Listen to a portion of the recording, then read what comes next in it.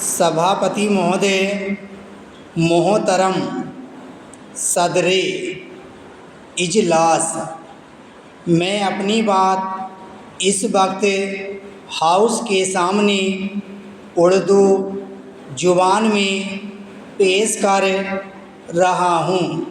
ये ज़ुबान, इसमें मिठास है। बहुत देर तक हम लोगों ने कड़वाहट का माहौल यहाँ पैदा कर दिया था। मैं इस ज़ुबान में बोलकर चाहता हूँ कि मिठास का रस आपके कानों में घोल दूँ। मैं चाहता हूँ कि आप मेरी ज़ुबान को और इस ज़ुबान के ज़रिए से जो हम बात कहना चाहते हैं उसको समझने की आप कोशिश करेंगे। हम सबको इस बात का इल्म होना चाहिए, हमें अपने इस मुल्क पर फ़ख्र है कि हमारा यह मुल्क, इस मुल्क का मिजाज मोहब्बत है और इस मुल्क की ताकत भाईचारा है। इस मुल्क में नफ़रत के लिए कोई जगह नहीं है।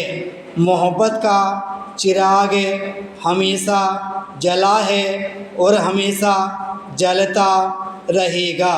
इसलिए हमें उन चीज़ों पर बहस करने की ज़रूरत नहीं है। वक्फ संशोधन विधेयक 2010 के सिलसिले में आज हमें बोलने के लिए खड़े हुए हैं। लिहाजा इसी सिलसिले में मैं कुछ बातें आपके सामने रखना चाहता हूँ। मैं यही अर्ज़ कर रहा हूँ कि इस देश में 4 लाख से ज़्यादा रजिस्टर्ड वक्फ हैं, जिसमें 80,000 पर कब्जा है और बाकी दूसरों के हाथों में है। सरकार के पास भी जायदादें हैं, उन पर उन्होंने नाजायज़ कब्जा कर रखा है, अपनी बिल्डिंगें बना ली हैं और पब्लिक के लोगों के पास भी जायदादें हैं। कुछ लोगों ने उनको गैरकानूनी तरीके से बेच दिया है। बहरहाल इन जायदादों की अगर हिफाजत कर ली जाए तो मुसलमानों के बहुत से मसाइल हल हो सकते हैं।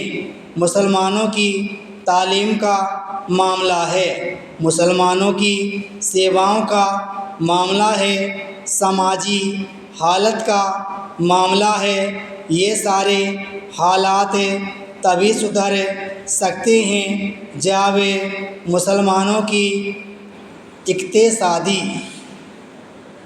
हालत को ठीक किया जाए, मुसलमानों की तालीम को आगे बढ़ाया जाए, मुसलमानों के बच्चों को तालीम हासिल करने का मौका मिले, तभी इस देश की इतनी बड़ी अक़लियत सुधर सकती है, तो मुल्क भी सुधर सकता है, मुल्क तरक्की कर सकता है। दूसरी बात यह है कि बहुत से ऐसे विशालकाय भवन हैं जो ऐतिहासिक हैं, जिन पर तमाम तरह की नक्काशी की हुई है। ऐसे भवनों पर जहाँ पर कब्जा है, उन पर एक पैसा भी किराया नहीं है। किराया लगाए और किराए की वह आय वक्फ बोर्ड को दे या तमाम ऐसे जो कल्याणकारी बोर्ड बने हैं उनको दें, ताकि वह पैसा मुस्लिम भाइयों के बच्चों की बेहतरी और कल्याण के लिए लगाया जा सके। विराम पैरा 6।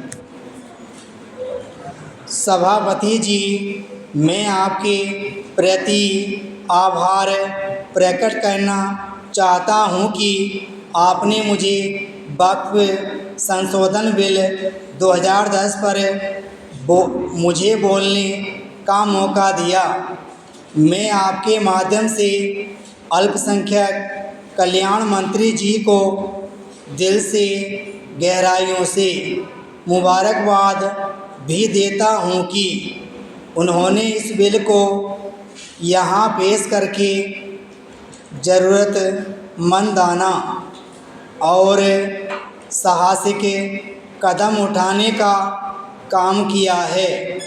देश की आज़ादी को 65 साल हो गए हैं, लेकिन आज तक चाहे केंद्र सरकार हो या राज्य सरकार हो, वक्फ के मामले लगातार उठते रहे, परंतु वक्फ की जायदाद खुर्द बुर्द होती रही। किसी भी सरकार ने सही ईमानदाराना कोशिश वक्फ की जायदाद को मुक्त कराने के लिए नहीं की। उसके अंदर व्याप्त भ्रष्टाचार को और वक्फ के मुतवली यहाँ तक कि वक्फ की निगरानी जो सरकारी अधिकारी हैं, उनके तालमेल से वक्फ की जायदाद खुर्द बुर्द होती है। इन तमाम बातों का इजाला इस बिल में किया गया है, जिक्र किया गया है। हम इसे एक बेहतर कदम कह सकते हैं। सभापति महोदय, कब्रिस्तान, ईदगाह आदि तमाम वक्फ की प्रॉपर्टी थी जिन पर लोग कब्जा कर रहे हैं। उत्तर प्रदेश सरकार उन कब्रिस्तानों, ईदगाहों, मदरसों या बेकार पड़ी ज़मीनों पर सरकारी खर्चे से चारदीवारी बनाने का काम कर रही है। वह कार्य शुरू भी हो गया है।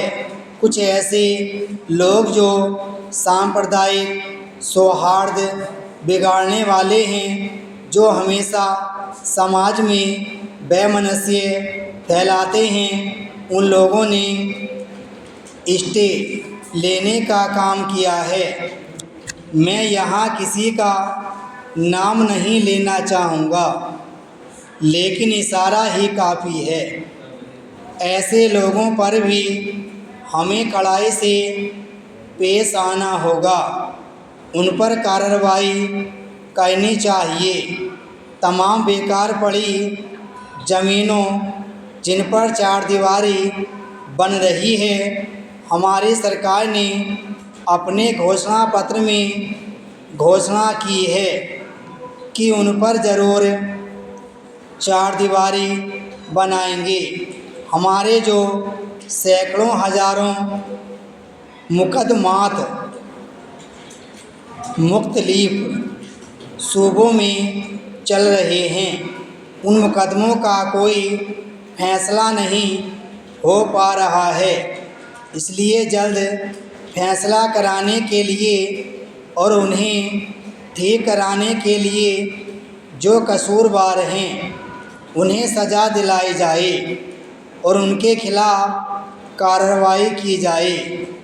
तब हमारी जायदाद जो दूसरों के कब्ज़े में है, चाहे सरकारी लोगों के कब्ज़े में हो, चाहे पब्लिक के कब्ज़े में हो या अन्य किसी के, तब हमारे पास आ सकती है।